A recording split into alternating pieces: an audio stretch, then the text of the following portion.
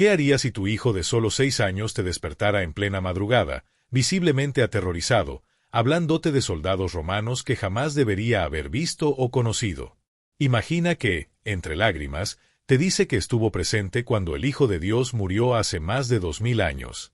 Esta es la historia de una familia en el tranquilo municipio de León, Guanajuato, un lugar donde los aromas del café y el incienso de las iglesias coloniales se entrelazan con la historia que se grabaría en sus corazones de manera imborrable.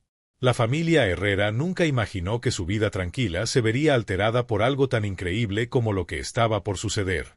Joaquín, un mecánico de la concesionaria Ford, y Esperanza, secretaria en la parroquia local de San Sebastián, disfrutaban de una existencia simple y pacífica en su modesta casa de adobe pintada de azul cielo, en el barrio de San Juan de Dios.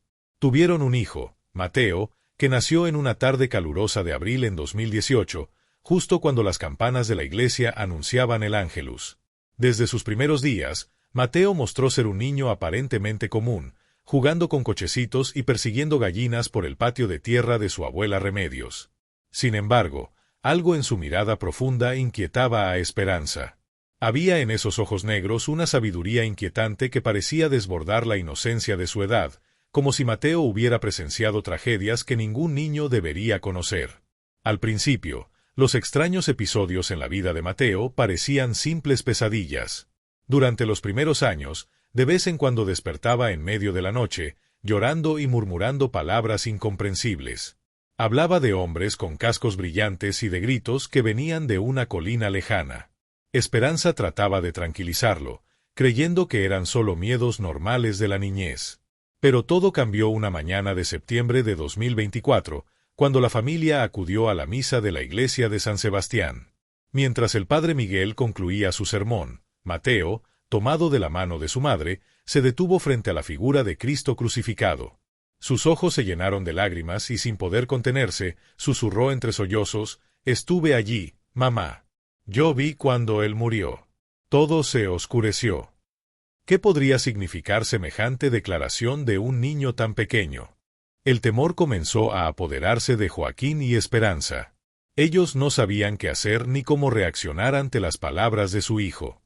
Durante el camino de regreso a casa, las calles empedradas de León, con su inconfundible aroma a café y las campanas de la catedral marcando el mediodía, solo aumentaron su angustia. Mateo parecía el mismo niño de siempre, jugando y tarareando sus canciones favoritas. Sin embargo, algo en su comportamiento había cambiado.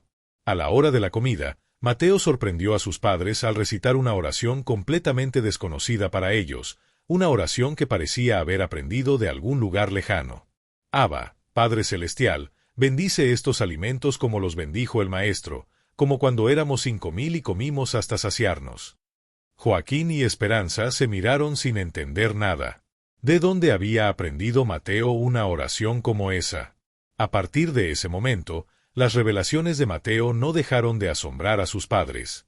No solo repetía detalles históricos de la vida de Jesús que ningún niño podría conocer, sino que parecía recordar con asombrosa claridad pasajes de la Biblia, como si realmente hubiera sido testigo de ellos. Recordó la curación de Bartimeo, el ciego que, según Mateo, había sido sanado por Jesús en el camino a Jericó. Describió con detalles minuciosos la vida cotidiana en la antigua Jerusalén, la comida, las costumbres y los paisajes que solo alguien que hubiera vivido en esa época podría conocer. ¿Cómo podía un niño de León, Guanajuato, saber todo esto? Cada día parecía que Mateo revelaba más y más secretos del pasado, como si estuviera recordando una vida vivida en otro tiempo, en otra existencia. Una tarde, mientras jugaba en el patio bajo el árbol de naranjas, Mateo le dijo a su madre que había estado en Jerusalén. «La tierra de allí huele diferente cuando llueve», comentó, dejando a Esperanza paralizada. ¿Cómo podía saber eso? Más tarde, mencionó detalles de la ciudad que solo alguien que la hubiera recorrido podría conocer: las puertas de Jerusalén, el mercado de los higos, el olor a aceite y pan fresco en las calles.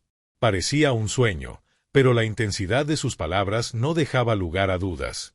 El miedo comenzó a crecer en la familia, y aunque intentaron llevar una vida normal, los recuerdos de Mateo continuaban surgiendo, cada vez con más detalles. Un día, mientras esperaban que Mateo se sentara para cenar, el niño comenzó a hablar de su vida anterior, recordando su nombre: «Me llamaba Samuel. Yo era uno de los discípulos, ayudaba al maestro.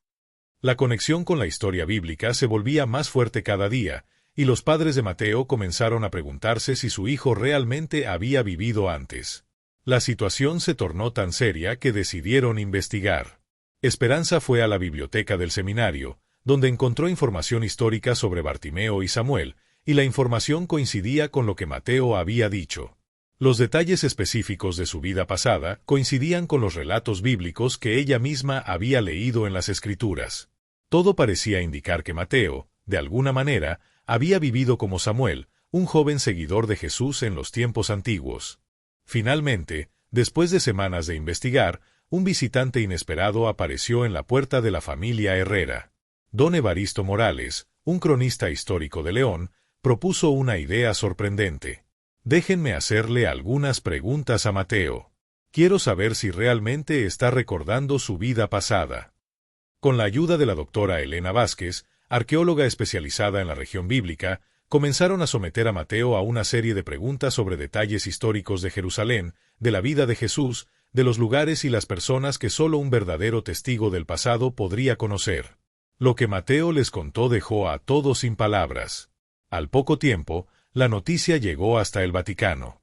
Con el tiempo, el caso de Mateo fue considerado como uno de los fenómenos más extraordinarios de la historia moderna, algo que cuestionaba todo lo que se sabía sobre la vida y la muerte. La familia Herrera se vio envuelta en una vorágine de atención, investigaciones y testimonios.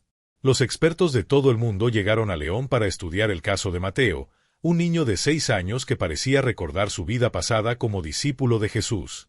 La historia se extendió como un fuego incontrolable por todo el mundo, pero la familia continuó viviendo en su casa de adobe azul, sabiendo que algo más grande que ellos mismos estaba ocurriendo. Con el paso del tiempo, Mateo comenzó a olvidar los detalles específicos de su vida pasada, como si los recuerdos de Samuel fueran desvaneciéndose como un sueño lejano. Sin embargo, en el fondo de su ser, algo seguía allí, una conexión con algo más grande, con algo divino que no podía ser explicado.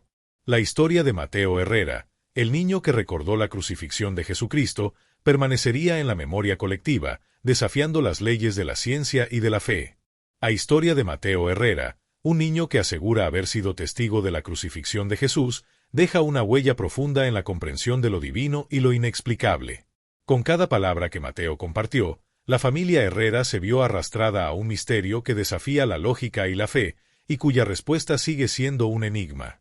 ¿Cómo es posible que un niño de 6 años tenga recuerdos tan detallados de un evento ocurrido hace más de 2000 años? Los expertos de todo el mundo llegaron a León, Guanajuato, para investigar, pero la respuesta, al igual que el misterio, sigue suspendida en el aire, esperando ser descifrada.